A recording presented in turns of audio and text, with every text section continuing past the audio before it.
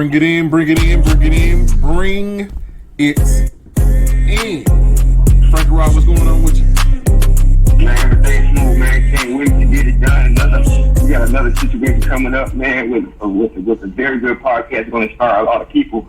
So I'm very anxious to find out myself and see what's going on.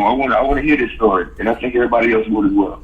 Yeah, man. Before we hit into our very, very special guest, I want to talk about something that happened, man, last week, bro. Yeah, my man, my guy, Jonathan Isaac.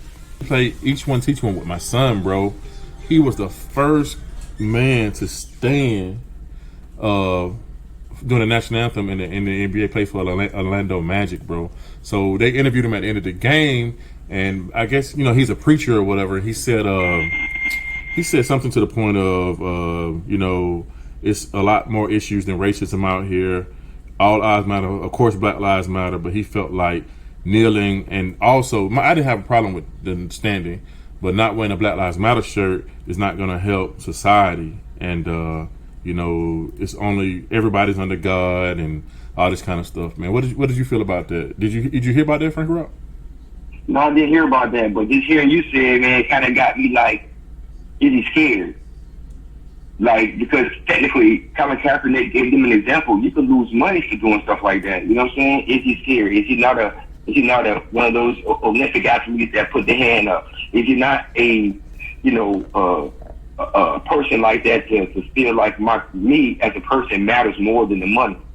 That's the only thing that made me question him. You know what I'm saying? For real. Yeah, and then the thing about it is this, bro. Like, we got to be careful with our kids, bro. So, because we hide them from so much of reality, because we want our lives to be better than theirs. They forget, bro. They don't get taught. Like, just my grandparents, bro, was like living an indentured servant type life, in Georgia. You know, that's my grandparents, not my great grandparents, my grandparents, bro. And so, like, a lot of kids, because they don't see it, they never experienced it. And what he got to realize, he's 6'11". You know what I'm saying? And everybody who sees a 6'11" kid are gonna treat him a certain type of way. If he was just a little bit shorter, he might even get treated different. And don't get me wrong, you can have your opinion and do what you got to say, but my thing is, I got you on the religious part, not kneeling, only kneeling when you pray and all that kind of stuff. But my thing is the unity of the Black Lives Matter movement over the organization, not the organization, the movement.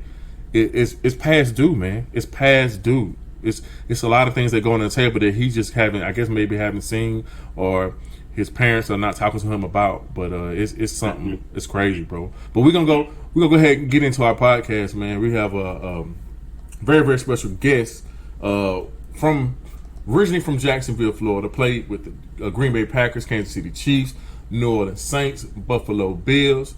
We have Sam Barrington. How you doing, Sam? Samuel? I'm doing great, guys. I appreciate you having me on today. Man, I appreciate you being on the show, man. Breaking some bread with us, man. Break some bread with us. So I'm looking online, man, and I'm getting a little thing because people saying that, you know, you're saying from Jacksonville, but I'm seeing some Orlando something on here. Were you ever in Orlando? Yeah. So let me specify, because I think when you hear my name, you'll hear a few different places attached to it. Okay. So I was born in Orlando in 1990. Mm-hmm. I moved to Jacksonville in 1994. And I grew up in Jacksonville my whole life until, obviously, I went to college at the University of South Florida. But had always been born in Orlando. And shortly after I got in the NFL, Orlando served as my off-season home. I have a home here in Orlando, and I've been in Orlando all my life since. I've been in Orlando ever since. I retired 3 years ago. And in addition to that, my father's from West Africa. So sometimes you believe Africa attached to my name. I travel back to Africa at least once or twice a year, visiting the family, doing a little philanthropy work, and at the same time relaxing. You got to get that leisure time in. Mm-hmm. Hey, let's talk about that for a minute, okay? Because I was just watching this Beyonce special thing where she did a whole thing with a lot of African people. A lot of people, some people in the United States, especially black people, like when we go back to Africa, like we'll get treated different. Is that true? No, it's not true. But that's the thing, you know, if you don't know who you are, other people can tell you, or other people have the ability to tell you who you are. Mm-hmm. So the reality is, we're living in a world, we're living in a country where people are making money off us or exploiting us from going back to our own home, right? Mm-hmm. All people of color come from the continent of Africa. So with that being said, I think there's a huge misconception on actually what goes on in Africa, how blacks are treated in Africa. And I think the blacks who have traveled back, right, I think they can attest to that and they can talk about their experience there. And I would encourage any black adult who hasn't traveled back to Africa to do so, because I think while we can all do the work we need to be to understand who we are as people here in America, you won't truly understand who you are as a person and where you come from until you actually travel back and get that experience for yourself and not try to digest the image of Africa that you might get through the media. Yeah, Mm-hmm. yeah. Akon, I learned just like last week, Akon is doing some big stuff in a city or in Africa. He's like building like a whole city. Like they got a whole like budget for him to build this city. I don't not exactly know where exactly it's at in Africa, but it's crazy, man. It's crazy. I've been there before, man. Very, very beautiful. But I went there when I was in the military, man. My biggest mistake in the military was visiting places and not really seeing the culture. Instead of seeing the culture, I'm going out partying and drinking, and I messed that up. I should have been able to see the culture more, but I messed that up, man. So let's get into your life in Jacksonville, Florida. Moving to Jacksonville, Florida. Like, what sports did you play as a young ball player? Well, believe it or not, I first started playing sports or organized sports at the age of 5, and the first sport that I played was baseball, t-ball, right? Mm-hmm. I was so uncoordinated at the time. They would put the ball on the tee, and I still wouldn't hit it. I actually broke the tee, and I think that was the last time I remember myself playing t-ball. But they saw I had the strength. So I think 2 years later, 7 years old was my first year playing football. I played for the Cuckoo Park Vikings. All right. A lot of people, if you're from Jacksonville, you play ball, they know what Cuckoo Park is. So Yeah, you got east. You got east. yeah. But I think and I'll tell you another story, man. Before, when I first started to play football, 5, 6, 7 years old, if it was 11 people playing, I wasn't playing. I was always the odd man out, and I had a brother who was a year younger than me who would get picked before me because I couldn't catch. And I was skinny. I had a little speed on me, but I couldn't catch, and I couldn't tackle that good. And we see where I ended up after that. That's crazy. That's motivation right there. That's crazy, man. So Absolute motivation. yeah. So after Cuckoo Park, what was your guidance, man? So like, did anybody say, "Hey, you need to go to this school. You need to go to that school," or you just went to your local school? So I'm gonna tell you what, man. Back in 96, 97, 98, I think the world, and especially the culture around adolescent and youth amateur sports has really grown. Mm-hmm. I mean, we were just playing back then. It wasn't. I mean, it was serious, but it wasn't as serious. So I played for Cuckoo Park, and then I didn't play again until my 7th grade year at Fort Caroline. And I still was really raw. I mean, I had some size on me, but I didn't really grow into a player until that next year, my 8th grade year, and I was what you call an Iron Man. I didn't come off the field. I started running back, I started linebacker, kickoff return, punt return, all of those. So, and then I was the kicker as well. So, I took the summer, and I didn't play Pop Warner since I was 8 years old. So from the time I was 8 to 13 years old, what really helped me develop was playing sandlot ball. And I see myself playing with guys that were taller than me. I mean, I remember one time we played 18 on 18, and I think just that raw, you change that. You don't see kids doing that as much anymore because now they have the training camp, they have the gyms that are training the children. But that was our training and development. That was our strength and conditioning, and that's how we learned. That's how I got good at football. And then it was 8th grade that I played running back, and then I played that Sandlot football all the way up to junior year when I realized, hey man, I just got a scholarship from the University of Clemson. This is now a hazard to my my future, right? So and then my senior year, I played running back for the first time since 8th grade, and I was probably arguably the best running back in the city. But my high school coach, he said, "Listen, Sam, if you wanna play in the NFL one day, go play linebacker. Keep playing linebacker." And so, although I had 3 scholarship offers to play running back coming out of high school, ultimately I chose to play linebacker because of the advice of my head football coach. All right. We got to back up. Can't go too far. You said too much good information. Hold on. All right, let's get to the first one first. We'll work our way back. All right, what did he say behind that? Did he give you any information behind that? Because it's a lot of people that have to make that decision early, and because of the decision they make, they don't get to where they need to get to. So did he say anything else behind that? Well, I'll tell you what it was. I mean, and I remember the conversation verbatim. No, I can't. But I'll tell you how, as a guy who's went on to play pro football and retired now, and who's mentoring young guys now, I'll tell you what he was telling me is this: Sam, you're just a better athlete than the guys that you're playing with and playing around. So although you're excelling at running back, you know, it's all about development and it's all about trajectory. It doesn't mean that you'll sustain that dominance at the position on through the college level, because everybody is good, and then when you get to the pro level, everybody is great. So he told me, based upon my skill set, it was best to play linebacker because that was my natural skill set. And don't get me wrong, now I think you know, and I think had I continued to play running back and I began to develop with the intent to develop as a running back, I think I probably still would have made it to the NFL.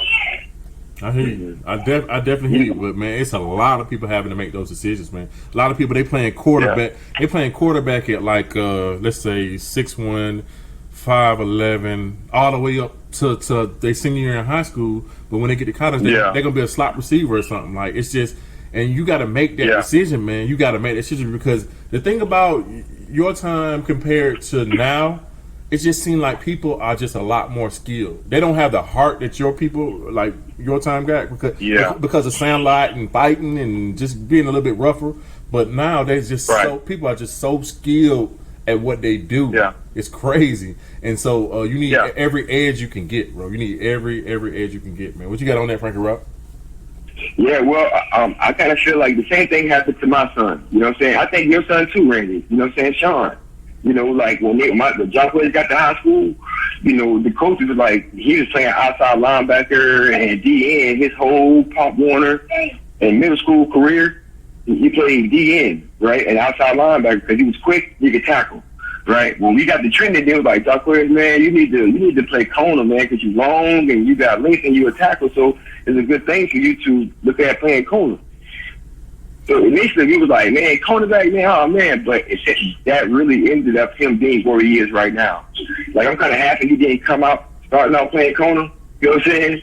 And that he actually transitioned into a corner. So that kind of, you know, relates to what your coach told you, Sam. Like, you know, the trajectory of you at linebacker is way bigger than the trajectory of you playing running back right now because of the competition you're going against in Jacksonville. Because it's talented here, but it's only, everybody knows that lives here, there's only certain spots to have that kind of talent. You know what I'm saying? To have that kind of, the certain teams you play, like you can't tell me you play a certain team and you can get, if you dog them out, it makes you good because certain teams are just not good. So I think that the same blessing I feel like your coach gave you, or I say blessing, but mindset or insight on what to do was a blessing to you, as well as the same thing happened to my son. I think the same thing with you, Randy. Your son's going to be a first-round draft pick this year. So I think by him switching positions from wide receiver to corner was a blessing to everybody around that situation. You know what I'm saying? So, you know. Yeah, so. You know what? I'd also like to add this. I think it's very important when a child comes to a parent and say, hey, you know, I want to play this sport. I think it's very important, not for the parent just to make sure their child is there, but become a student of the game, just like they're asking their child to do, because it's only going to help the experience. Mm-hmm. And I'll tell you why I say that. My coach who gave me that advice when he was coaching me, That was his 40th year of coaching high school football, right? Wow. A 5-year head, a guy who's just been coaching high school football for 5 years, 6 years, 7 years, might not be able to make that same judgment and might not be able to pass on that same advice. But when you have a parent who's, I'm not saying who's dictating the route, but who's involved in the experience of the athlete, it really helps. You get what I'm saying? Because now these conversations can be had collectively. Because hey, I mean, maybe it was Tuesday when he told me that. Man, Friday he could have told me something different. Maybe he just watched me have a great day on Friday. He could have told me something different. Mm-hmm. So that's why, and we'll further the conversation later, but that's why it's imperative for a guy to have a backup plan, because you never know. I think we don't talk about backup plans enough. I think people mention it, but guys don't talk about it enough, and that's why you see such a level of emotional drop off, or whatever the case may be, when guys have to walk away from the sport. And instead of that, it should be a celebration. Oh yeah, because you work for it. Yeah, and I truly believe guys should get in the habit of celebrating their experience and promoting that, because there's so much more life to live, and you just see guys once it's time for them to walk away from the game, they can walk away from it. When it truly should be like that. The game is great because of what it gives you at a certain point in time in your life. But when it's time to move on, you have to do it and be happy and rejoice at what you were able to experience. Like I'm gonna add on to that, and then we're gonna bounce back to another question before I forget. I gotta ask you another question, a good one. So it's just like funerals, man. Like it's like a life, cause you live, you're gonna die. You know what I'm saying? So like you want to take advantage of every moment in your life, do the best you can. You're gonna have your ups and downs, but at the end of the day, I feel like hopefully when I get older, whatever, I can look back and be proud and be like, you know what, bro? I did the dang thing. I did the best I could to try to make this world better than it was when I got here. You know what I'm saying? So let's flip it. So when it comes to the football athlete, what people are not telling him is that when he's in college and when he's in the NFL, he's at the highest light or plight of his life where he can open doors, make deals, and work on himself. But a lot of times we get so caught up with being the best cornerback or being the best running back or whatever, which is fine. But what you got to understand, it's going to be another running back and quarterback and cornerback behind you. You got to work on yourself and your future. If you work on yourself and your future and the connections you get, like in college, if you have a email list or a card list of all these top companies and CEOs and people that you're going to meet and communicate with these people while you're at your plight, you're going to have some open doors at the end, so you're not going to have to worry about nothing. Or if you just work on what you're going to do after the NFL or after college, weekly or monthly or whatever, you're not going to have anything to worry about. Because when you leave, you going into something else. You're going into another field. So that's what we got to tell our kids and got to keep their mind on. But let's go back to something else. Here's something I never asked anybody. Okay, all right. So when you're talking about that linebacker versus a running back, how can you, in your opinion, or if you know, how can you tell if somebody's able to put on weight at a certain size? So, for instance, it says here that you're 6'1", 240, and you probably can run your same speed at that weight. But it's people that can't, wide receivers, slot receivers, stuff like that. How do you tell? The only guess I got is look at their parents and look at their shoulders, the shoulder distance apart. Is that, how can you tell somebody can put on weight and have speed? So, man, I think that's an amazing question, and I think this is something that all young athletes and coaches who are trying to develop guys need to be cognizant of whenever they develop their program. Because at the end of the day, it's about progression. It's not just about getting bigger; it's about progression.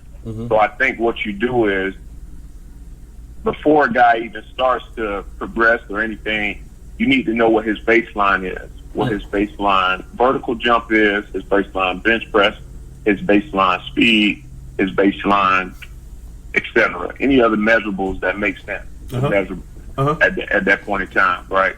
And so for you to gauge on how much weight he needs to gain, it has to be a small system of trial and error. You try it. You put him on those extra 15 pounds. Examine his baseline speed. you know that if he's getting a year older, he should be getting a little faster. But if you see that you put 15 pounds on, but your baseline speed hasn't changed and you haven't gotten faster, then you can make a decision that, hey, maybe I need to deduct 5 pounds and I need to be at 190 as opposed to 195 because I need to continue to gain that speed. The biggest thing is I think a lot of guys come in and thinking that being bigger is going to make them a football player. And if you are on a defensive lineman, and we see what Aaron Donald is doing right now, and he's not the biggest guy, he's just strong, and he has some of the best technique that the game has ever seen. But unless you're a defensive lineman, unless you're an offensive lineman, then weight should never be the deciding factor on how good you are.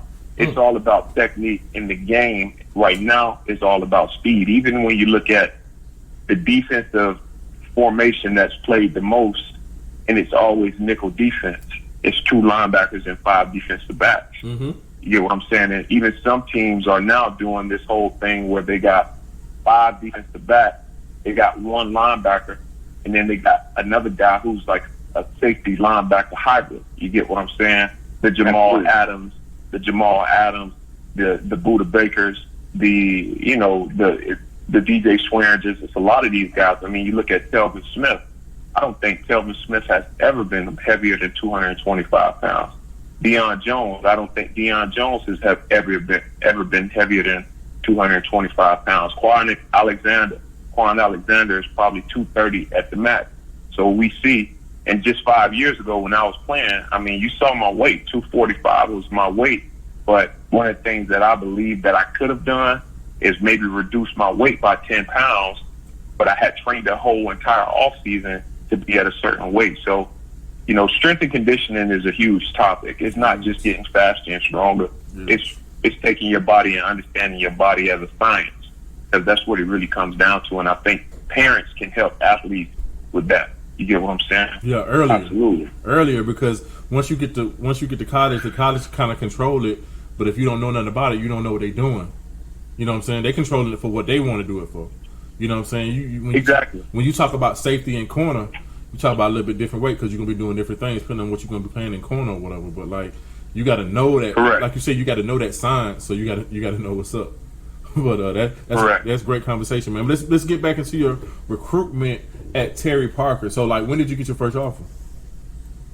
So I got my first offer. My first offer came from the University of Clemson, and it's a very interesting story, especially when I kind of talk about what I'm doing now and who recruited me, et cetera, et cetera. But I received my first offer from Clemson, and then later on, Eastern Carolina offered me, and that's when they had Skip Holtz, and Skip Holtz wound up coaching me at USF a few years later. And then my third offer was from UCF.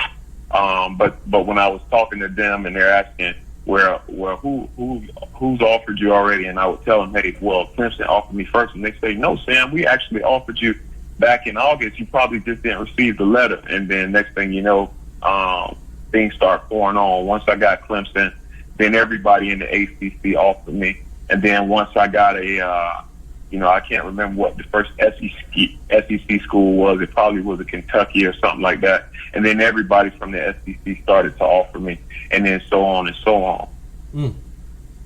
All right. So what made your final decision to pick South Florida? All the schools. Right. So this is really how it happened, man. I had 5 official visits, obviously, like everybody else. I think I did one unofficial to UCF. I did the Nike camp. I did the Florida Friday Night Lights camp. I did the USF Bulls camp. But I think I took my first visit to Purdue. It was around Halloween. It just wasn't me, right? It was a little too far away. Purdue wasn't really that good, but the linebacker coach, who had just became the head coach, they had some promise for me. They told me they'd allow me to play running back. I think my second visit was probably to Illinois. At the time, Illinois was doing really well in South Florida. They came and I think they got the kid, Brian Langford. They got A.J. Jenkins, who went on to play in the first round, came from Terry Parker High School, receiver, stellar athlete. Right. They had Pat Nixon, which was one of the best safeties in Jacksonville at the time, went to Ed White. They had D'Angelo McCray, who was a 5-star recruit coming out of Jacksonville, went to Jackson. They had Troy Pollard, who was a 4-star recruit, who was the best running back coming out of Jackson, out of Jacksonville, went to Jackson at the time. And then laterally, my same year, they were recruiting Eric Watts, who was a great linebacker, came out of Wolfson, and he wound up signing. My third visit was to USF, and the thing about the USF visit is I just felt like I was at home. It was 3 hours away from Jacksonville. Jim Levitt, he told me straight up, he said, Sam, you're going to play the first day you get here. I was coming in with an awesome recruiting class. USF was doing some great things at the time. I think they were number 2 in the country probably the year before. And it was just a great opportunity. And then my last visit, which was visit number 4, I went to Miami. And I think everybody in the state thought I was going to UM. But when I went on my visit to UM, it just didn't feel like the school I was supposed to go to. And what I found out about UM at the time is they had a culture they were pushing. And I just felt like I was just going to be a small fish in a big pond. They wanted me to come in and back up Sean Spence. I actually thought I was good enough to play. I didn't say that, but I thought I was good enough to play at the time. So, and then my last visit was actually supposed to be to Clemson, which was pretty ironic because they offered me first, but they wanted to visit me last, so they'd have the last opportunity to wow me. The reason why the story was amazing is because Dabo Swinney was recruiting me. Now, that was the same year Dabo Swinney went and got the head job at Clemson. Okay, Dabo got the head job. So as soon as they announced Dabo had the head job, Dabo went down south to see a guy by the name of Jonathan Bostic. The name is familiar because Jonathan Bostic started linebacker for the University of Florida. Okay, so and I would keep in touch with guys around the state. And I talked to John Bostic. I said, "What's up, man? How you doing?" He said, "Man, Coach Swinney coming to see me." And I'm like, "Really?" And Clemson just told me I was the only linebacker they cared about. And Dabo just got the head job. He ain't even come see me. He coming to see you. So 2 weeks later, I'm watching TV at the barbershop, and true story, John Bostic decides to commit to Florida at the Under Armour All-American game. Well, 3 minutes later, Clemson started blowing my phone up, and I picked up the phone. I told him I was no longer interested. And then probably a week later, I had a soft verbal to USF, and then I kept my options open. And in January, I got like 4 offers from Alabama, Georgia. I think USC was one, and then a few other schools. But it was just something about USF. My heart was there. And I think a lot of people were kind of shocked that I chose to go to USF, but I had a little party at a little nightclub over on the west side of Jacksonville. A few news outlets were there, and I committed to USF right there on the spot. That's crazy. That's crazy. Hey, I got a question for you, Sam. Like a lot of people we interview parents also, and we do some players. But I want to know, how did you grow up? Did you grow up in a single parent home? Was it the father and mother were there with you throughout this process? Yeah, so I think like many people, I mean, I don't know if my story would be any different. My mom and my dad split when I was 3 years old. She moved to Jacksonville, and then she got with the guy who was my stepdad at the time. All the way up. They were married from the time I was 6 years old. I'm sorry, from the time I was 9 years old up until shortly after I graduated high school. But the entire time I grew up, from the age 6 to 14, I had my stepdad in the home. And then from 14 to 18, my mom, she was a single mother, and my life was really, I had 2 jobs during high school. I sold candy at high school, and I played football. That was my life. And I just helping my mom with my younger siblings. So I had always had 2 jobs when I was growing up. And I made it work. I worked at the car wash, and I worked at Zaxby's. And my dad was over in Africa. I had always knew who my real dad was. I had a relationship on and off, but that was my experience. And obviously, like a lot of guys will tell you, my greatest asset was my mother. Definitely. Did your dad get involved in any other decisions? Any time? Say that again. Did your dad get involved in any other decisions anytime? Well, he was there. Can I say he got involved in the decisions? No.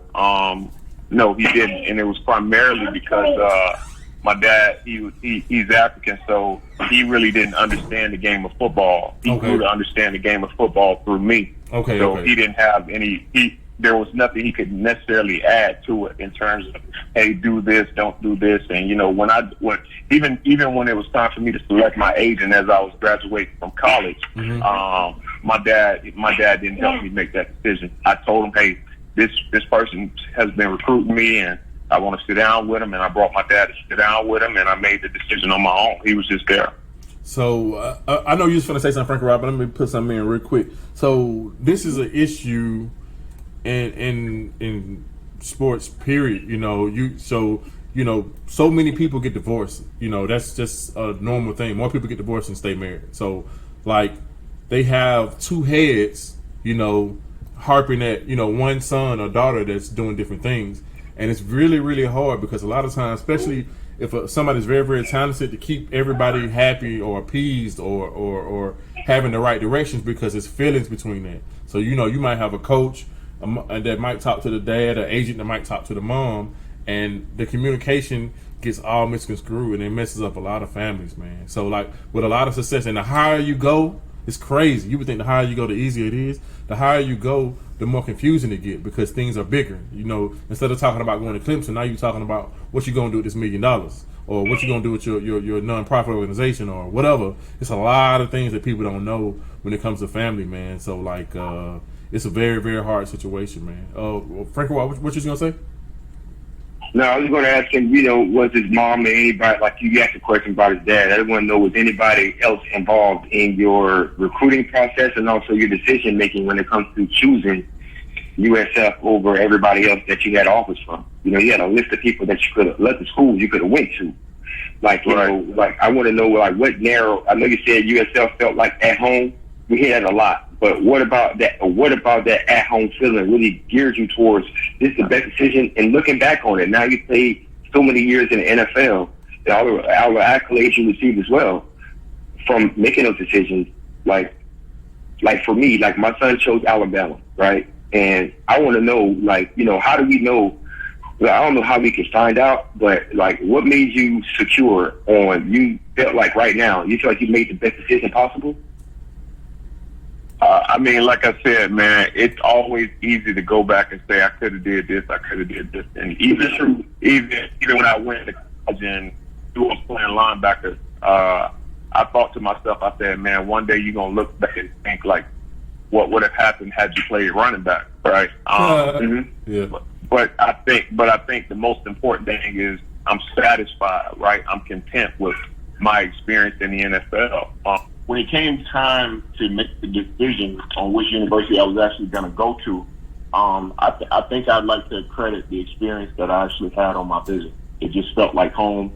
One of the things that was very significant for me, but I don't know if I put a lot of stock in it, was when Coach Levitt told me, hey, Sam, you're going to play as soon as you get here. Because I knew at the end of the day, everything that I've had to my name or in my possession at that point in my life, I worked for. So I didn't think I was going to essentially go another level and it'd just be given to me. So I came ready to work, and I only threw up twice my entire time as a football player. Both of them were in college. One of them was when I was a senior, but the other time was the first day I got to college. The workouts were that intense, and everybody knows that Tampa weather isn't friendly. Mm-hmm. So it really came down to just feeling like a home feeling. I actually didn't want to go too far away from home, even though I had the opportunity to. My mom relied on my support a lot. In addition to that, I actually had a kid on the way going into college. My daughter, she's 11 years old now. She was born a week after I started college. So all these factors came into play. But I looked at the strength of schedule as well. We were playing in the Big East back then. So we had Pittsburgh, who later produced Aaron Donald. We had Rutgers, who produced Mohamed Sanu, who was playing during the same time I was. We had UConn, who produced a great linebacker, and C.O. Moore, who wound up getting drafted in the third round. Just a lot of guys on the schedule. UM, Clemson. We beat Clemson. We beat Nevada. We beat Notre Dame. We beat Miami. You get what I'm saying? So it was a great schedule for me to be playing as well. And I didn't feel like I was losing schedule by not going and playing in the ACC, Big 12, or SEC. Mm-hmm. A lot of people say that, man. A lot of people would say, you got to play in those Power 5 conferences, man. But I will say this, in my opinion, on the college level, nowadays they're gonna find you, man. If you got the stats, man, you got the measurements, they're gonna find you. Because I don't say that necessarily in high school and in Pop Warner and others lower levels, but in college level, they're gonna find you because those statistics and those measurables can't lie, man. They already know what they want in every position. Seems like in NFL. So if you fit that mold, they'll find you no matter what school you go to. That's true, bro. Yeah. So so we talked about the going from USF. Going from high school to USF. How was the adjustment? Like just being a freshman coming in and having a responsibility of having a chance to start. How was that? Was a lot of pressure? Was it a lot of pressure? I can't necessarily say it was a lot of pressure. Mm-hmm. Hard work doesn't fail you, right? Okay. Because at the end of the day, the reward that you get from working hard is you gain more respect for yourself and you gain the respect of others. So for me, I was never trying to start. I was never trying to do anything. Mm-hmm. All I was doing was working hard and reaping the benefits of working hard. Even, to this date, my goals have gotten more defined as a man, but when I was younger, I didn't have many goals. My goals were just to work hard, and I knew that, the benefits would come. Mm-hmm. Because I've always been the type of person where it's just like I can create this extravagant idea of what I want my life to be like. You get what I'm saying? Not even my life, but my relationships with friends or my goals or whatever the case may be. So I purposely don't necessarily just set goals. I just work hard and I know what industries or what areas of life I want to be involved in. I know I'm getting off tangent, but to go back to my freshman year, there was a guy by the name of Keon Wilson who went to Raines High School, and I think he went to there's a military-based prep school. I can't necessarily remember the name of it, but he went there before he came to USF. He wound up being one of the best linebackers in USF history. His name is Keon Wilson. He went on to get drafted, but Keon was like a big brother figure for me. Oh, that's awesome. We both played middle linebacker. We both were from Jacksonville. We had the same playing style. He was a little more hard-nosed than I was. I think I was a little more athletic than he was.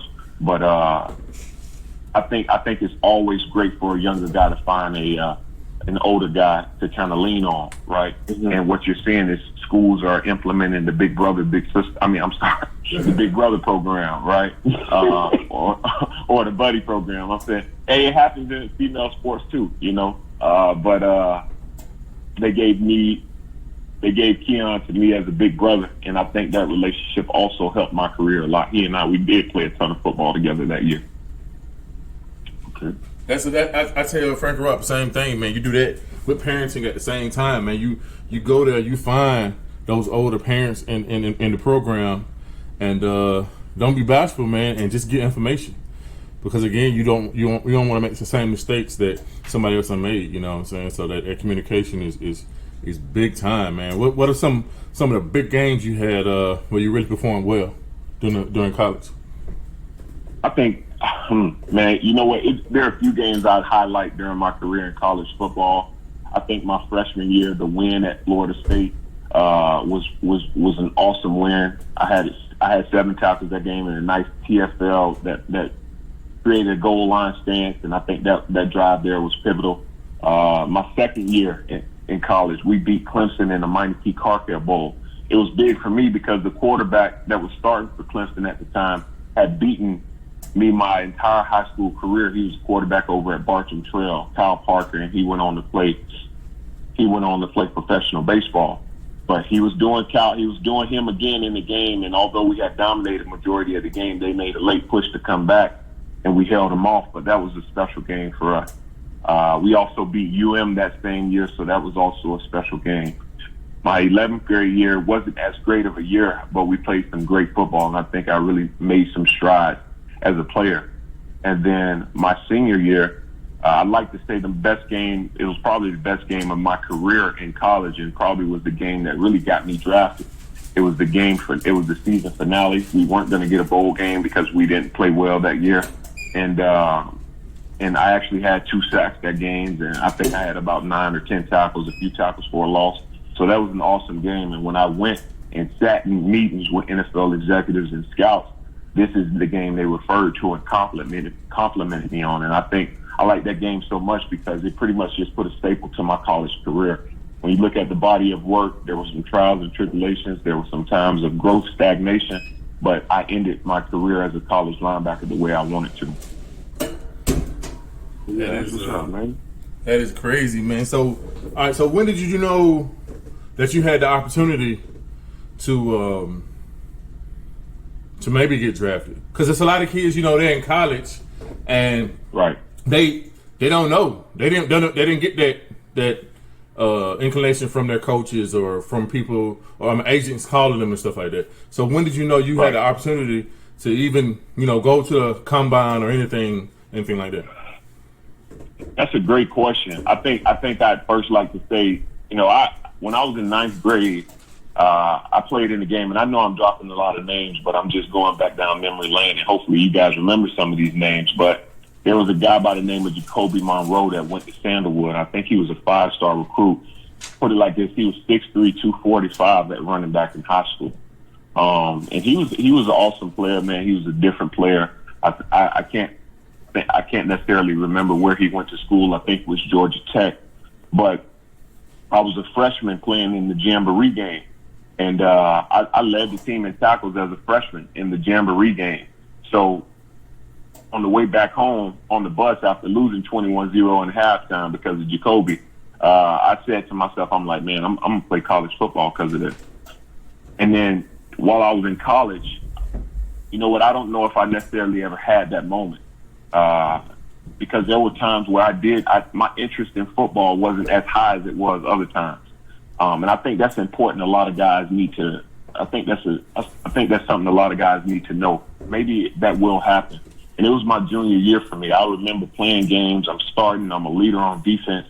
But it was probably a length of 3 or 4 games where I was like, man, I don't know if football is really for me. And I think I'd like to say there were other things going on in my life that probably I wasn't as emotionally intelligent enough to understand where the drain was coming from, and football was just the outlet for me to blame. But I think I stuck it through, and towards the end of that year, I think my love kind of rejuvenated itself for the game. But as time went by, I just kept playing well. And typically everybody in college knows this. If you're playing at one of the Power 6 conferences, the ACC, the SEC, the Big 12. It was the Big East at the time, but the Big East is now gone. The Big 12, we have the Big 10. I'm missing it. I'm missing a Pac-12 a conference. You said Pac-12?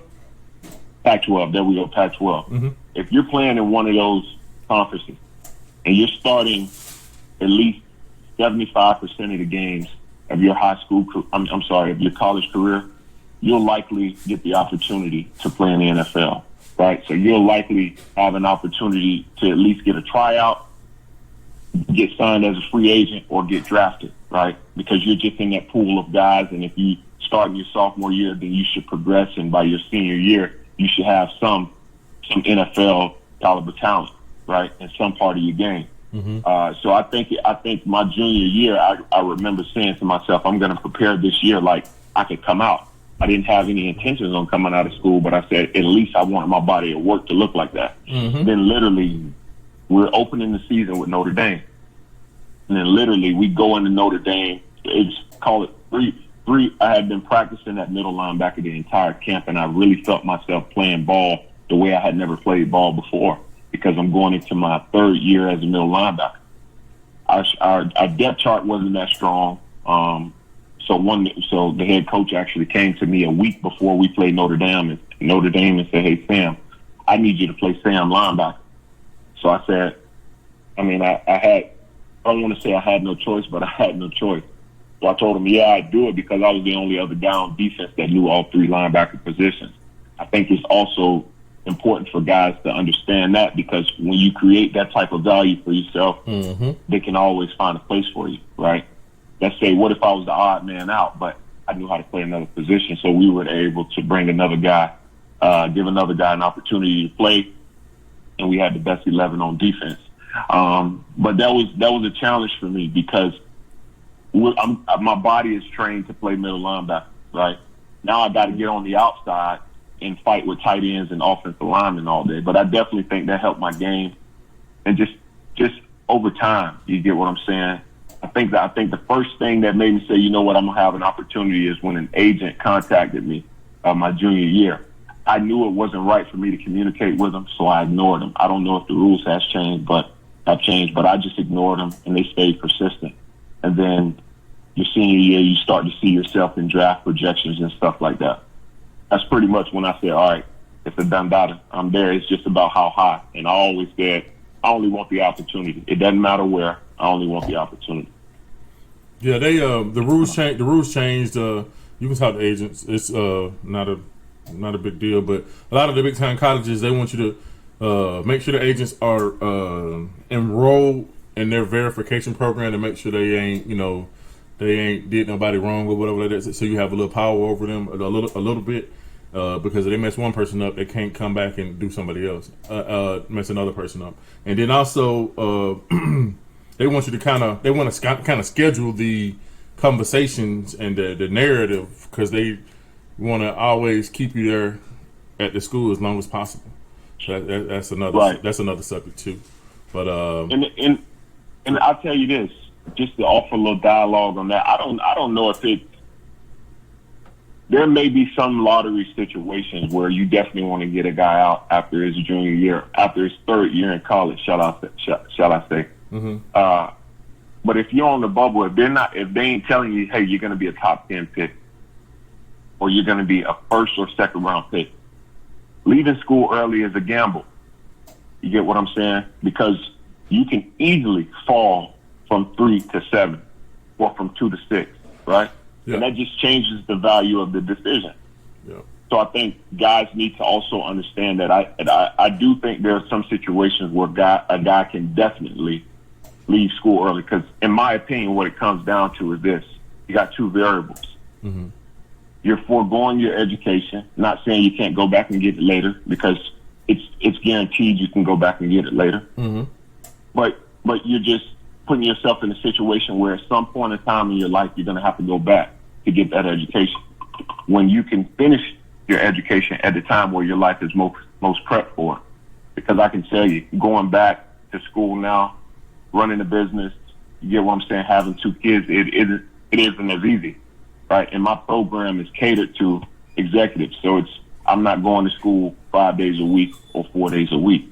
But unless there's a lottery type situation, I don't know if it makes sense for guys to leave school early. And like you said, the schools do want to help kids navigate that process, both for the kid and selfishly, right? Because if they have a guy who's helping them win games, while they do want their guys to progress onto the NFL, they want his talent on their field, helping the school sell tickets for the following year. They definitely do. I got 2 opposite arguments to that, and I'm just going to talk about this one. So, and this one I learned just mentoring kids. So, only one opposite that is if you graduate. So, if you graduate and you don't have a high ceiling, meaning like, say like you're a linebacker, but you can only play on 3rd and 4th down, and that's not going to change.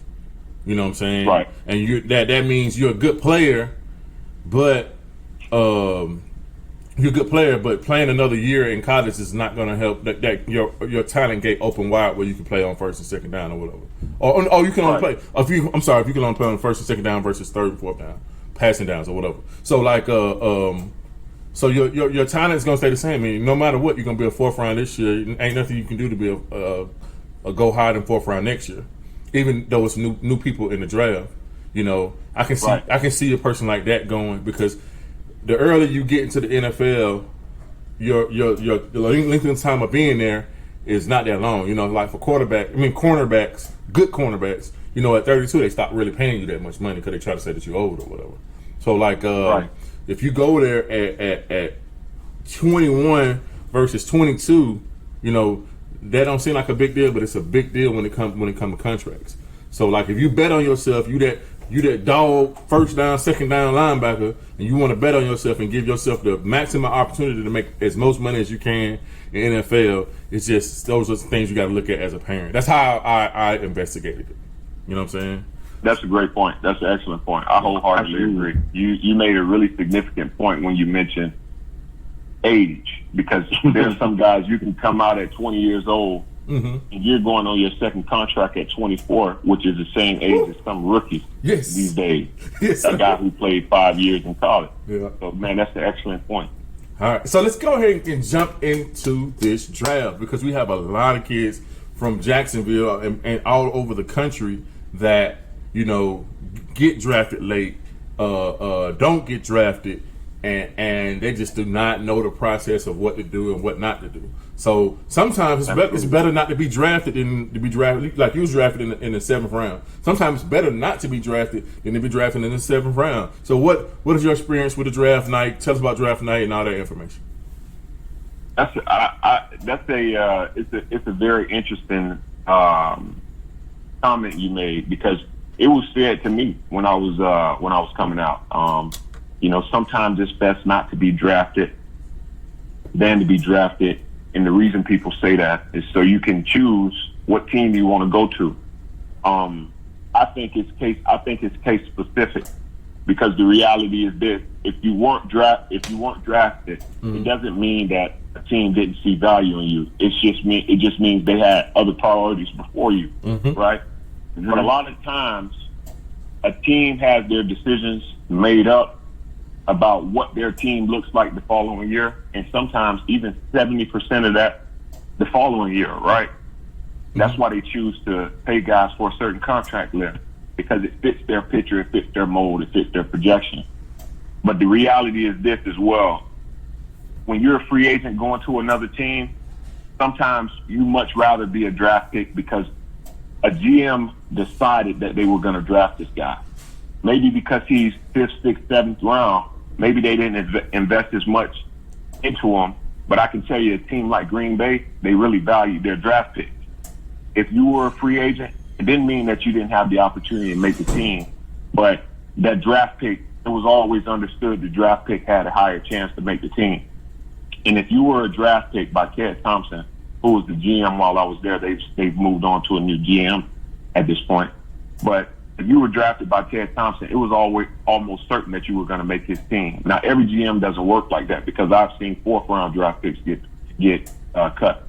But at the end of the day, whenever you get drafted, you just want to go to that camp and you want to really put on. You want to do everything right.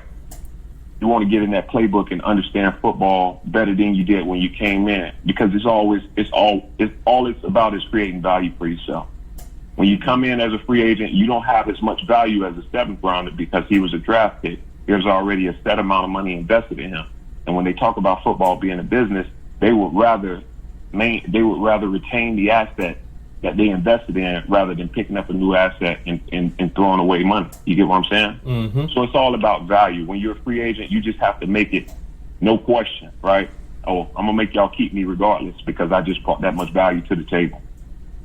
Yeah, you're definitely right. You also said something about the levels. Like, so for the most part, if you make it through round 3 on down, you should be good to make the team. Which is that a true statement or is it changed?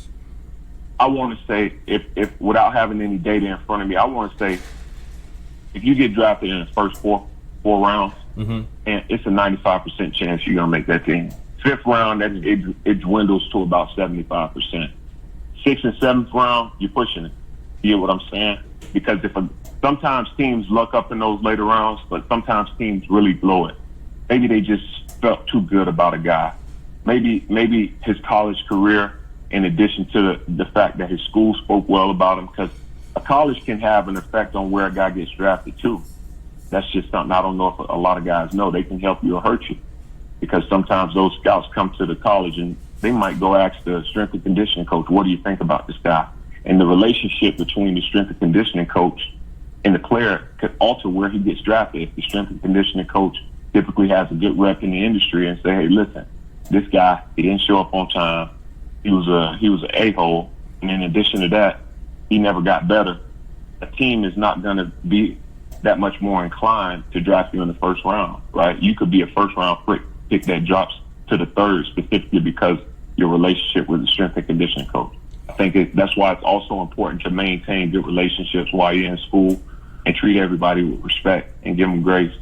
You know, I think a lot of guys get themselves in a position where they feel like their personality, it makes more sense for them to maintain their personality and their stance and opinions on situation than it does to show somebody grace and respect in a situation. And what's crazy, man, all the way up, you have to do that, man, because and people don't understand it. So, like, I had one of my good friends. He went to one of my good friends now, because he's grown now. So, good friends. He went to Miami, and he had long hair, and a lot of stipulations were put on a lot of players with long hair for some reason. So they had scouts, NFL scouts and stuff like that, going to his high school in Raines, talking to his coaches. You know, they went back that far to get information about his character. And it's like, you can leave somebody in disagreement, but you can leave somebody respectfully. Like, whether you, like, say if you transfer it from Raines to Reebok or something like that, you can still leave them respectful. You ain't got to suck up to them, but you just got to, you know, treat everybody like you want to be treated, you know, like a man or a lady, you know. And all that stuff is very important, very, very, very important. So go ahead. I'll say this. Maybe this is an extreme view, right? Mm-hmm. But because I'm in business now, when I was coming out, when I was growing up, and I heard the term football is a business, mm-hmm. It means that much more to me now, and it's that much more clear to me now. So I'm gonna offer a point, and I hope it's not kind of too extreme. Mm-hmm. But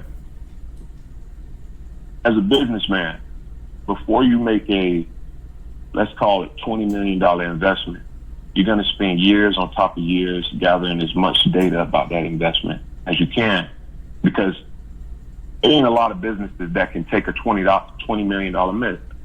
You get what I'm saying? Mm-hmm. If you're going to make a $20 million decision, it has to be done with excellence and precision, right? So if they're making an investment in a player, right, they're going to do the research because they want to know, obviously, what background that player has. And they're going to judge you based off of your appearance, because certain appearances in their minds might mean certain things, when in our minds, it's just a part of our culture. You get what I'm saying? Mm-hmm. If a guy has gold teeth 15, 20, 30 years ago, it meant he was a thug, he was a goon.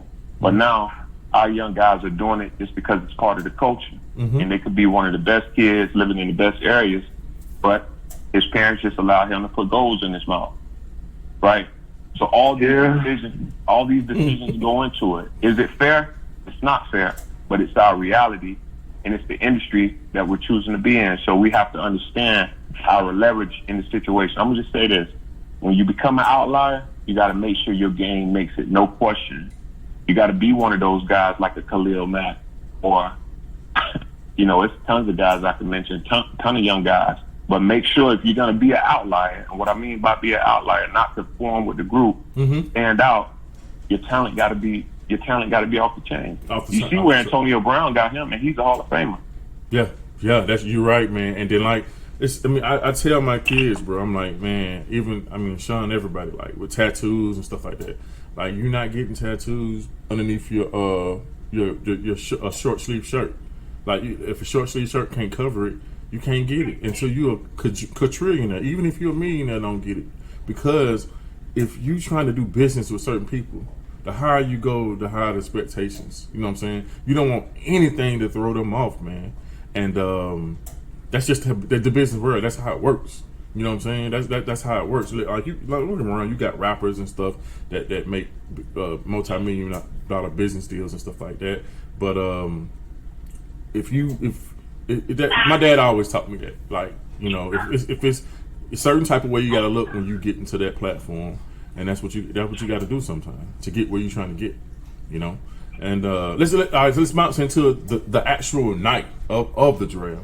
Like, where were you expecting to be? Best case scenario, I was expected to be drafted in the 4th round. I was getting calls from a few teams. As a matter of fact, I can say it now, it's so long ago. It was the Dallas Cowboys, and they called me in the 4th round and said, "Hey, listen, if we get who we want to get, our next pick, we're going to draft you with our 5th round pick. We really like where you fit in our defense." 5th round comes around, they got the person they were saying they were looking to get, so we're thinking that I'm going to get drafted by the 5th round in the Dallas Cowboys, which would have been a dream come true for me. That was the team I had always wanted to play for.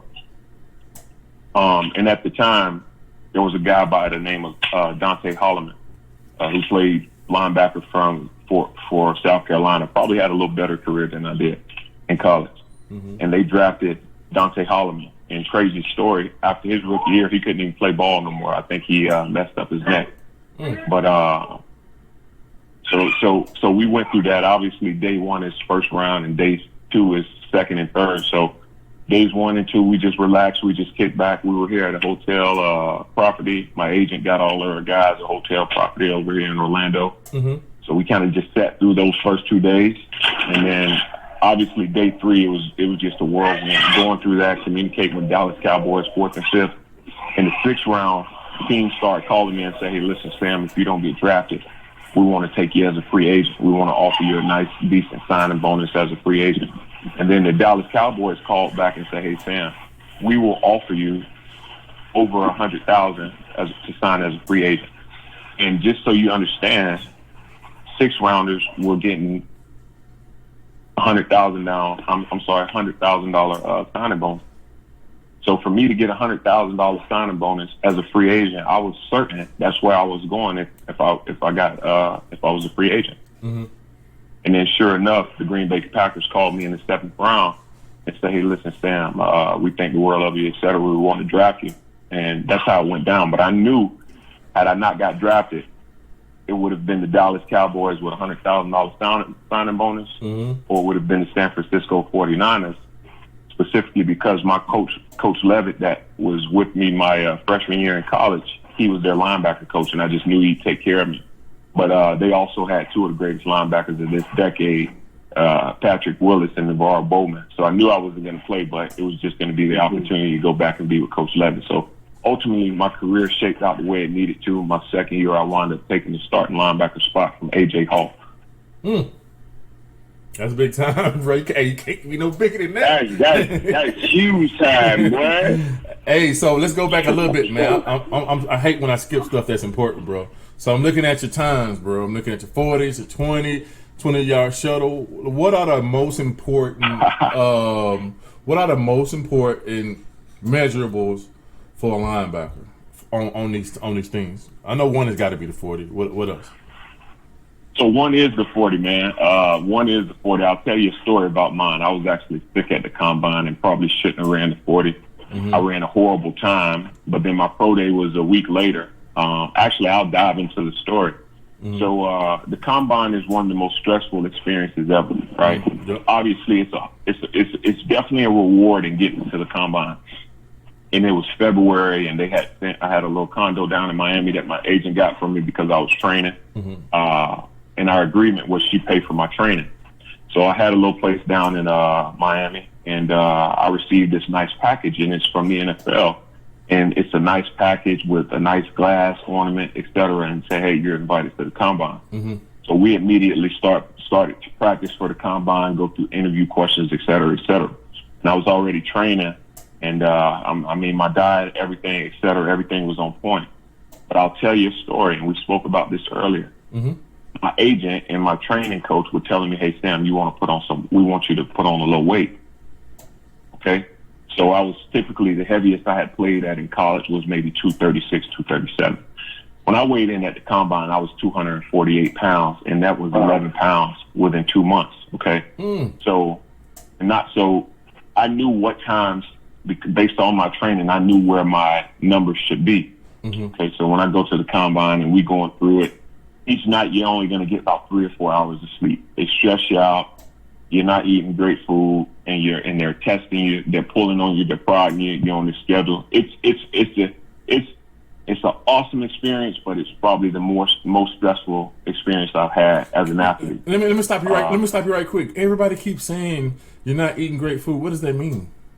What does that mean? Okay, what that means is a typical athlete should not be eating fries, hot dogs, hamburgers, pizza. Okay.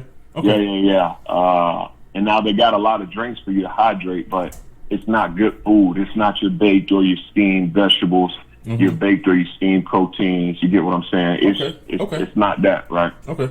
Everybody says so that. Day one, So day one, I think we have the bench press. I knew I was going to get anywhere from 24 to 28. I only got 22 at the combine. Then we had the vertical jump. I think my vertical was like a 34. My broad jump was like a 9.7, and then my 40 was horrible. I think I ran a 4.91. It was my time, 4.91. And then my football drills, I had felt like I gotten hit by a train. And if you were to ever look at my football drill, my pro day drills on YouTube, you're like, wow, this guy can really move. So I went back to my trainer, and we're just looking at my numbers. They're like, it's horrible. Like, what's going on? So they sent me to an enzyme specialist because I told them I had urinated 17 times within 12 hours. Wow. I don't know why, but they took me to the enzyme specialist, and I actually had some acupuncture in my abdomen. And they said, well, Sam, your kidneys are swollen. Didn't know why, or whatever the case may be, your kidneys are swollen. So we did some acupuncture in my abdomen. I went back to my place, and over the next 2 days, I urinated probably a total of 20 times. But literally, my pro day was 6 days later, so we went back and we went through a few drills just to get some technique stuff down. And at my pro day, which was less than a week later, I weighed in at 236 pounds. I ran a 4.62 40. I jumped a 10.4 in the broad jump, and my vertical was a 38. And I didn't bench press again because the numbers were fine.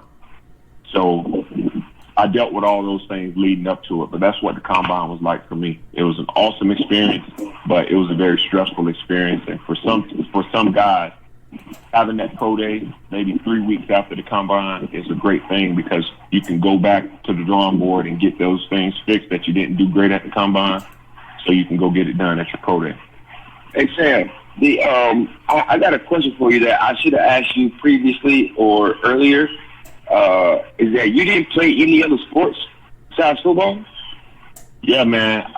like most people like with Randy's son, you know what I'm saying? And my son didn't play any other sports besides football, right? When you play basketball at Little League, I'm talking about like high school level. Did you play any other sport? Like, did that contribute, or do you feel like playing any other sport will contribute to your athletic ability when it comes to, trying to make it to the NFL or be a professional or anything? Yeah, that's a great question. I tell you what, I did play basketball my freshman year, but I developed Osgood-Schlatter syndrome in my knees. I can't necessarily explain it to you in the medical terms, but I know exactly what it is. Well, everybody else needs to understand it as well. All the fans or whatever, or subscribers need to understand what that is. I know exactly what that is. Right. So I'm going through that right now. But some young guys, they might refer to it as jumper's knee, but some young guys just below your kneecap, and when you walk your fingers down your patella tendon, that soft part between your kneecap and your shin, that little space right there, it wasn't all the way hard. I mean, I was 15 at the time. It wasn't all the way hard, so it was very painful. So I had to wear those straps on my knees. So my mother took me to the doctor, and my doctor told me, he said, Sam, you have Osgood-Schlatter syndrome, and this is what that means. You'll continue to play basketball. It'll continue to bother you. You'll get used to it over time. But he said with football, it won't bother you as much because you're running on the soft ground. But with the court, it's more compact. It's more impact on your knees and your shin and your lower extremities. So, and I was okay at basketball when I was a freshman. I mean, I was dunking going into the ninth grade. and I was only 6. I was only like 5'11". I was dunking going into the 9th grade. I was a little kid that played with a lot of grown men when I was growing up. Over there at Bruce Park in Jacksonville, back when Bruce Park used to have games Saturdays and Sundays. That's that park for real. For basketball, that's that park. And so over time, the only sport that I did maintain other than football was track. And I think it's very important for all skill and mid-skill guys to run track, because track helps you learn how to run not just faster but more relaxed. And as a running back, sometimes when you're on that breakaway, you got to hit it. You got to hit it for 70 yards. The difference between the guy who makes it and the guy who doesn't is the guy who knows how to run relaxed, how to maintain that 70, 80% speed threshold the entire 70 yards, so you won't get caught by a guy that's running from behind you. But what guys don't know is the other sports that matter. The other sport that probably matters the most that is slept on is soccer. Woo! It's soccer.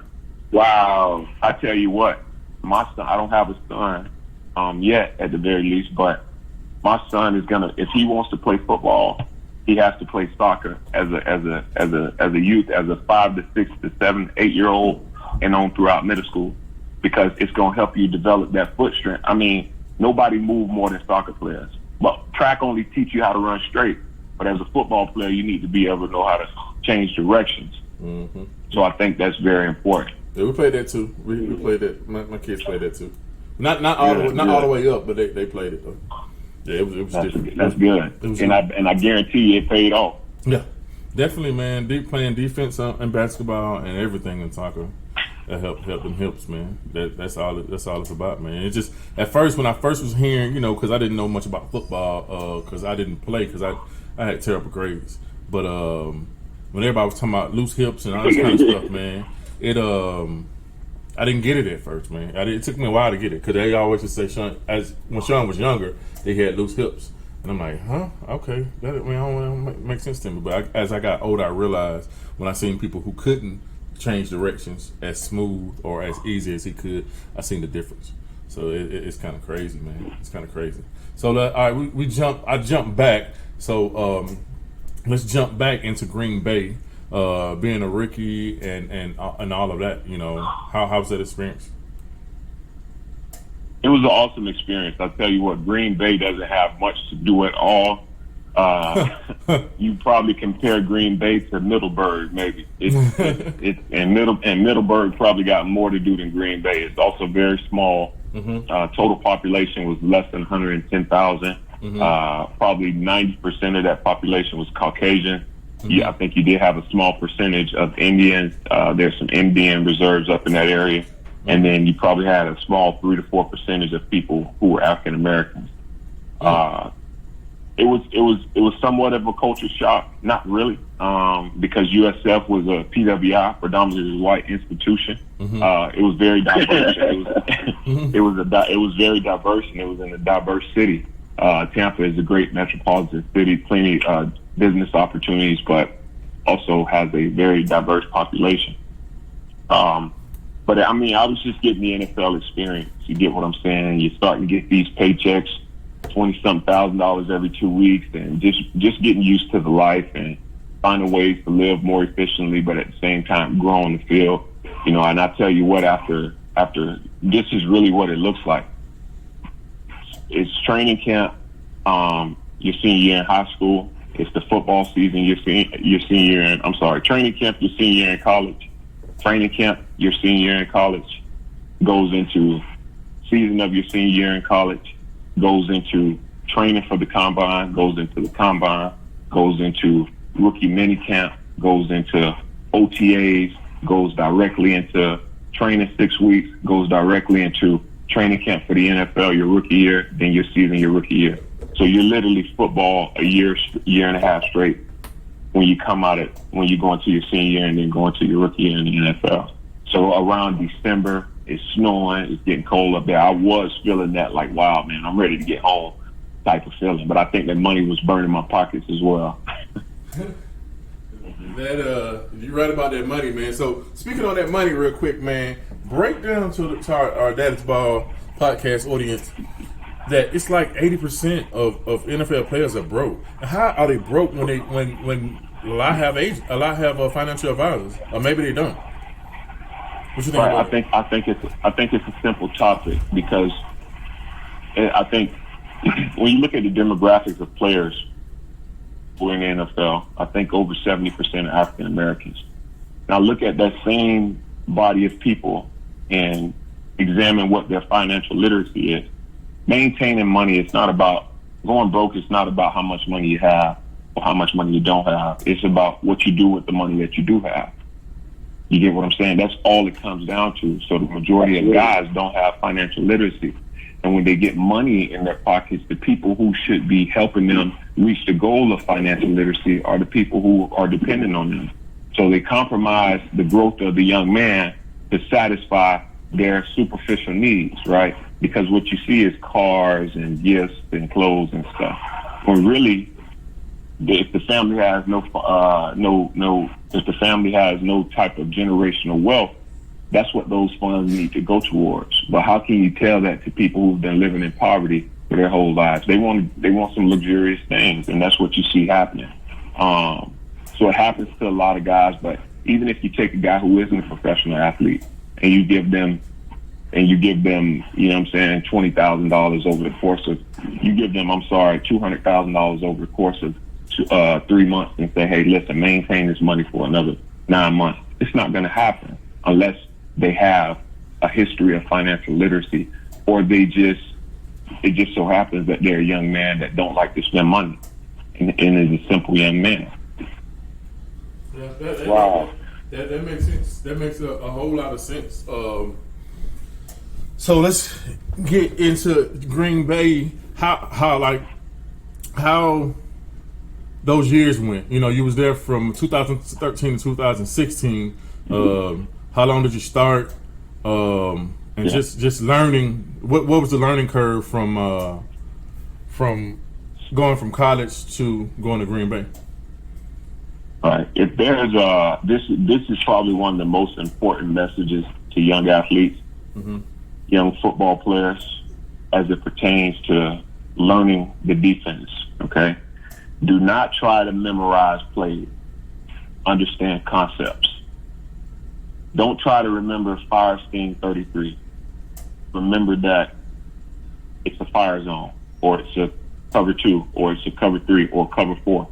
If you understand concepts, you can go from any team and all they're going to do is call cover 2 a different name. When I was with the Packers, it was Tampa.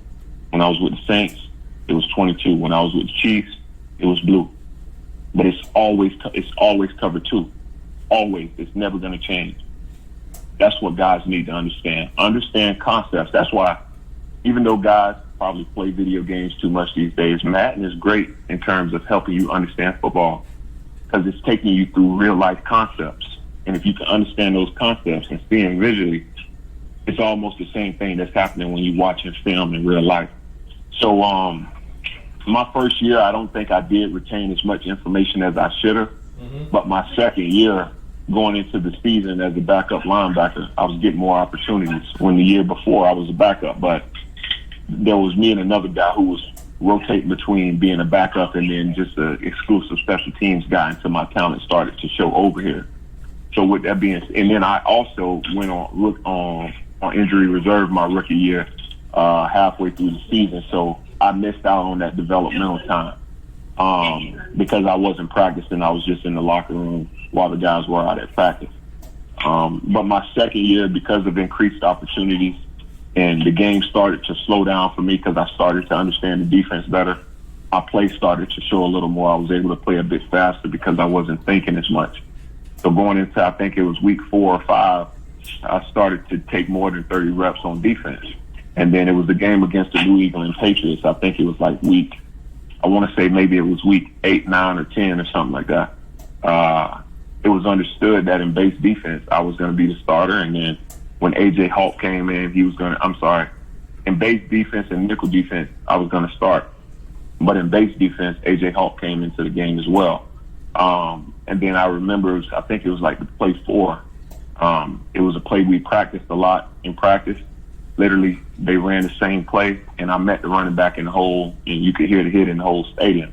And then the next play, I think it was like a 3rd and 1, and I met LeGarrette Blount in the hole and knocked him off real good too. So once that happened, I literally go back on the sideline, and the defensive coordinator takes the helmet with the microphone in it from AJ Hawk and gives it to me.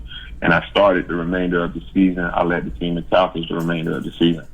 And we went on to lose to the Seattle Seahawks in the 2015 NFC Championship game. And we had the game won. A guy blew an assignment, and we wound up losing.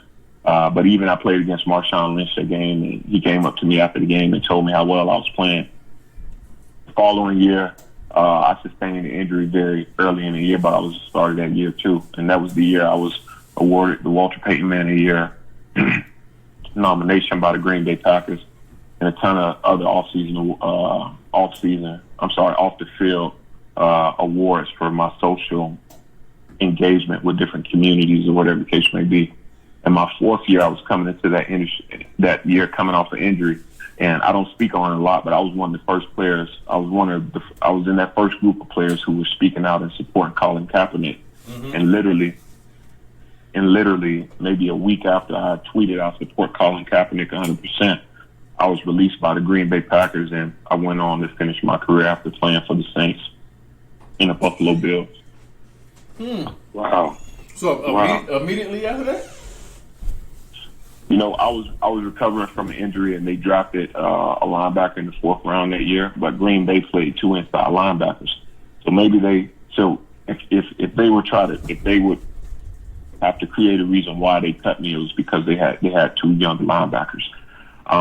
But if we can look at what's transpired in the past few years, and if we want to be honest with ourselves, and it didn't take long for me to realize that was the reason. Mm-hmm. But it was the reason because there were other things that transpired that kind of support the scenario.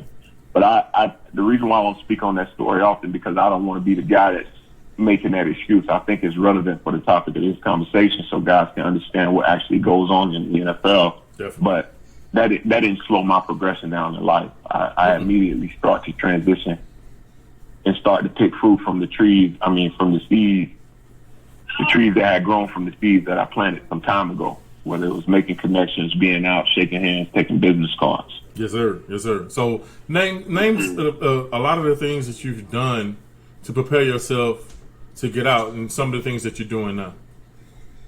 Mm-hmm. I think, you know, I hear a lot of young guys say, I don't like to communicate, I don't like to talk to people. And you can't do that. That's a mistake. You gotta be out because you have value that a lot of other people don't have. I tell you what, ball players need to understand you can really go get any job you want, right? It just comes down to communication and you understanding that with you being an athlete, there's a certain thing that comes with it. There's not a person in America that doesn't enjoy the game of football, right? Or some sports, right? So you can immediately walk in any organization and get an opportunity based on your football affiliation. But in addition to that, you are prepped with the skills that the average person doesn't have. You understand how to train, right? So you understand the pain that comes with training. You understand perseverance. You understand being on time. You understand hard work to another dimension. So you have qualities and characteristics that the average person just doesn't have at this point in time in their life. So you can go out and be more competitive, but because guys don't like to communicate, they trick themselves out of opportunity. So the thing that I think I did well, I was just always a good communicator. So there were people who thought really highly of me as a young man because not only was I was a stellar ball player, I was a leader on the football field, I didn't mind communicating with local business owners. And I went back and done business with some of the same people that I communicated and built relationships on while I was in college. Wow. That was good. That was good to hear, boy. That was good to everybody hear that. Randy preaches that all the time. Even with me, he's like, Frank, when you, like with parents now, when you go on these college visits with these people, and he told y'all quite the same thing, man, you meet these people, man, get to know them, let them get to know you. That way you have some type of brand started with them. Like you never know when you're ever going to need it or need it, basically, you know. So Yeah. that's really good to hear that, man. And I want to say this too. You know, you hear the term, man, you made it, right? You made it, or if I'm eating, then my family got to eat too. Well, listen, that ain't just about money. It's about these opportunities too. So the fact that you're getting an opportunity to go talk to the board of directors from this Fortune 500 company, if you got a person in your family who can benefit from that, they need to be doing it too, and not just when you going out to eat, you paying the tab, or when you know what I'm saying, going shopping, they going shopping too. It's other ways from your family to benefit from your situation outside of money and outside of material things. Help them with the experience. I had a brother. I'm sorry, not had, but I have a brother. He's a year younger than me.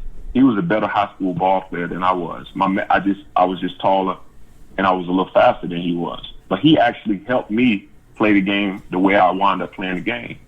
The only thing is, my senior year, we had one coach that coach left, so his senior year, they didn't play great football, so he didn't really get any opportunities to go to college, right? But I knew it would be special for him to experience the NFL draft. So in 2016, the Packers chose me to announce their draft pick in Chicago. My brother never had that experience. I took my brother to the draft with me. He stood on the stage with me. He met Fred Taylor. You get what I'm saying? He was a running back, and Fred Taylor was our idol when we were growing up because he was in Jacksonville, and then Jones Drew came, etc. He met Jones Drew. He met Takeo Spike. He met some of the first-round draft picks from that year, right? There's opportunities that I put my other siblings on just by whether it's political affiliation or affiliations I have at universities. So that stuff helps too, and I think a lot of guys think that, oh, it's just my money that I can help people with, and that's not true. No, that's not Okay, yeah, man. That's not true. That's what's up, bro. That's a great way to look at it. An awesome way to look at it. And just kind of bringing everything in, man. What advice would you give parents out there, you know, Jacksonville, all across the world, United States, going through, you know, the recruiting process and, you know, single mom, stuff like that, just to keep her motivated and make sure she's doing the right things? And also, what advice would you give to a young man or a young lady having aspirations to be just like you? I tell you what, man, in 6 years from now, I'm going to be dealing with the reality. And that's if she wants to continue to play sports. My daughter, she's running track right now. She's doing really well. She's going to be tall for her age, so there'll be an opportunity for her to play other sports. And who knows if my youngest daughter get into sports one day as well. So I know right now parents are facing a lot. I think it's definitely a challenge to raise a teenager in today's social climate. You know, I think the most thing I'd say with the parents is just to stay near, right? Don't let the circumstance or whatever happens with your child. Maybe some parents might feel like, you know what, they're beyond the point where I can continue to teach them and advise them. And I would just encourage every parent, no matter where your child goes, how high they get, stay near and continue to advise them. Don't let your child become the advisor. Just because your child just got paid $2 million, they shouldn't start leading the family. And I see that a lot. Yeah, I do. You got this 22, 23, 24-year-old young man who's now being put in the position to be the leader of the family. And that should never be the case. And if there isn't anybody in his family who can continue to advise him at that place, get him near somebody. Because when you're 23, 24, 25 years old, you look at your bank account, you got $200-300K. You're not thinking the way you should as a young man who's still trying to grow. You're thinking as a person like, I made it, I'm solid. I mean, I'm 24, 25 years old. I'm hanging with Plies, I'm hanging with Migos. I'm going to the state capitol in Capitol Hill, speaking with politicians. I'm on TV. So, but at the end of the day, what I needed, and I thank God for the people who were in my life at the time and who still are, who helped me stay grounded. Because I still needed that advice. I still needed to be grounded. And you're listening to the whole world tell you how great you are. You still need people who are going to keep you humble and keep you aware of your truth, right? So that's my advice for a parent. And also stay strong. It's not easy, right? But for a young man who's looking to get drafted into the NFL, or who's transitioning to college, I think it's very important for you to simply take a piece of paper and write down what values and morals are important to you. And regardless of where you go, right, you can't deviate from that, because life will give you the opportunity to, when you run into a tough situation, because I'm going to speak on something that you probably won't ever hear somebody announce. When I was in college, I got arrested 3 times. But because I've continued, and I was just telling my younger sister about this yesterday, but because I continue to work and continue to strive, you won't even hear anybody speak on that. And I commentate college football for the University of South Florida. As I stated earlier, I'm in a master's program. I'm also the president of the USF Football Alumni Association. So you don't get in those places without people respecting you. And it wasn't anything malicious. I was driving with a bad license when I was in college, and that's what led to those arrests. No, things happen. Yeah. But even in those hard times, I knew who I wanted to be. I just knew I was making a few mistakes that I needed to fix.